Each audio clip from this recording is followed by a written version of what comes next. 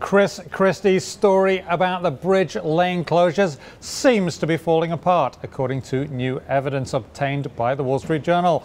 We'll have that and more right here, right now on Lunch Break.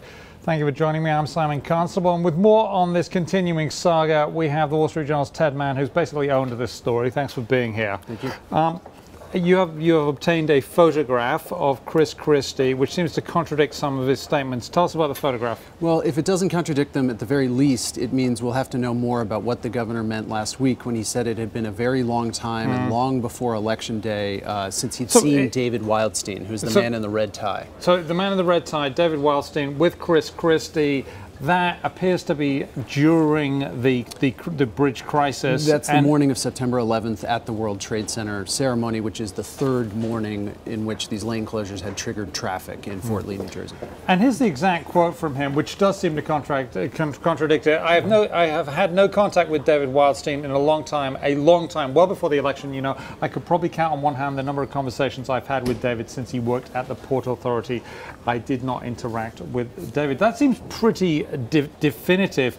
The only question is what counts as a long time? That's right. What does a long time mean, and are there other revelations that will come out about him having more conversations with Wildstein? We don't know what they discussed at the World Trade Center, to be clear, but at the very least it's a question the governor will probably have to answer from someone at some point. But it's a prima facie question he has to answer, though. It would seem to me that here's the thing, that you said this one thing, it doesn't appear to fit with this unless we know you have a different definition of long. I think that's right, and I think that the Democrats in Trenton are going to try to find a way to force him to answer these questions for as long as they can, and he is right now trying to pivot. He's giving a State of the State address today, and he's going to talk about long-term goals and try to move beyond this. Okay. Do you think he will try and dodge the questions that come as a result of his State of the State thing? I mean, he'll make a speech, you know, but will he have to address it?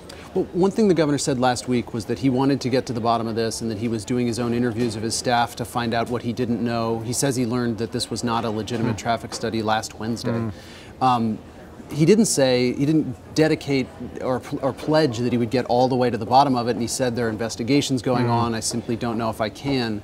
I don't know how long that answer is going to be good enough. How many more revelations like this can he withstand before it becomes impossible for him to govern?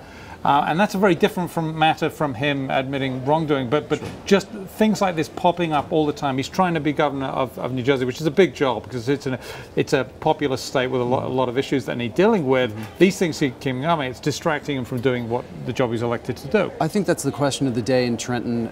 You know, this guy is still a very popular governor. He's very charismatic, makes great speeches, and has been very good at working across the aisle and growing his power in that way. I think people must feel in Trenton right now, if there's more to come, it could be damaging. If this is it could be over in today or in a couple days. And I'm sure we'll know soon enough whether it is it or not. Thank you very much. Always a pleasure. Ted Mann, who's working night and day on this story.